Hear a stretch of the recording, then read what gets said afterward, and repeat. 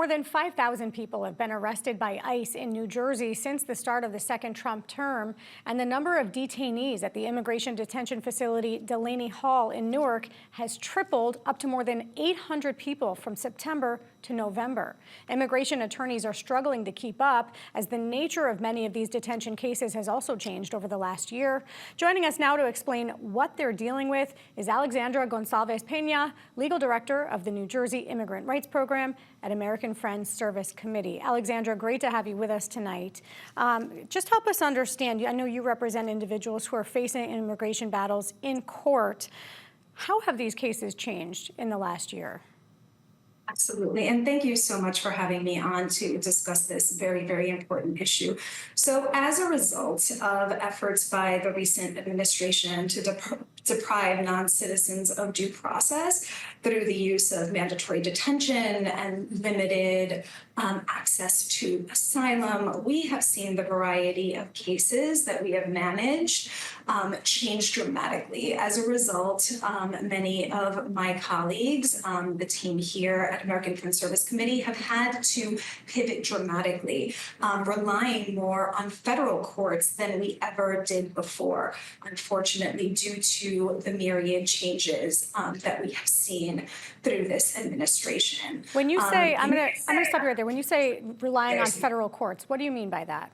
Absolutely. So due to policy changes that the Trump administration has pushed through, which has essentially made it increasingly more difficult for non-citizens to be released from custody, it's expanding mandatory detention, which was something that traditionally was for a smaller group of individuals, and now expanding this dramatically, such that thousands more people are now subject to mandatory detention. As a result of that, it is becoming increasingly more difficult, if not impossible, to get non-citizens actually out of detention. And as a result, we have to go to federal courts, relying on our federal courts, filing, for example, writs of habeas corpus, which is a process by which we are asking the courts to release our clients, to release the non-citizens.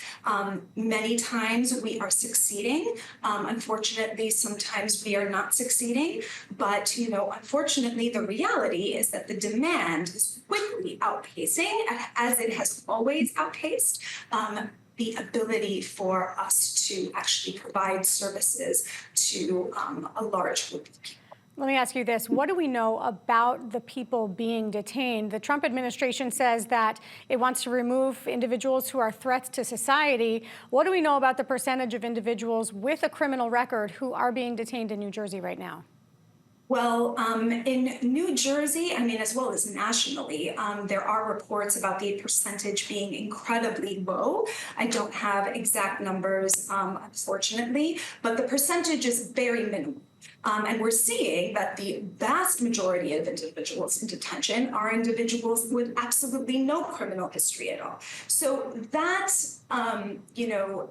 justification is absolutely untrue, incorrect, and I think it's just part of the narrative that he keeps pushing to convince individuals that this is only targeting a select group of people when it is actually encompassing everybody, which is obviously having a deep impact. It's impacting the individuals that are detained. It's impacting their family members. It's impacting, when people are detained, they're unable to continue with their jobs. It's impacting local businesses. Yeah.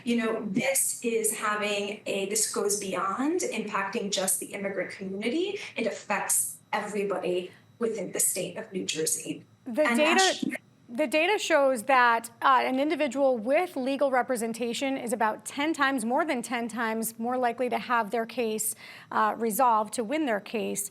Are you able to keep up with the influx of detainees that we've seen just even in the last couple months? Unfortunately, which is absolutely heartbreaking because we're seeing many individuals with viable claims for relief. The cases have become much more difficult. Traditionally, even without all of these policy changes that have been pushed through by the Trump administration, immigration law has always been incredibly difficult. It's incredibly nuanced. You have to have a certain level of skill to succeed in these cases. Unfortunately, now, with all of these policy changes, it's making the work even more difficult.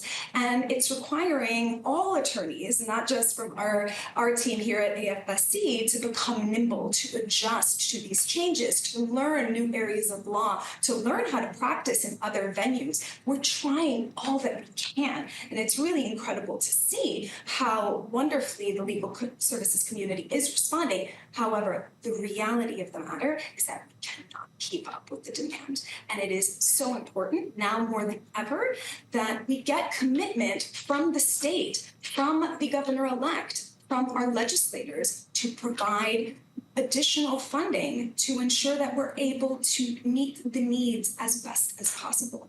In just the short amount of time that we have left, what can you tell us about the cases where there is no legal representation? Do you know what percentage of individuals have been or are going to be deported? Yeah, unfortunately, I at least unfortunately don't have that exact percentage, but from what we are seeing, just from going to the detention facilities, doing intakes, so many people are actually deciding to go back on their own, to take the removal order, to ask for a voluntary departure, which I think is the ultimate intention of the Trump administration, right? To get people removed from this country as quickly as possible. Unfortunately, we're just seeing so many people decide to leave because they don't want to stay, in these detention centers where, the conditions are less than, good, and they're having a lot of trouble. All right, Alexandra Gonçalves Peña, that's all the time we have, but thank you so much for your insight on this. Thank you so much.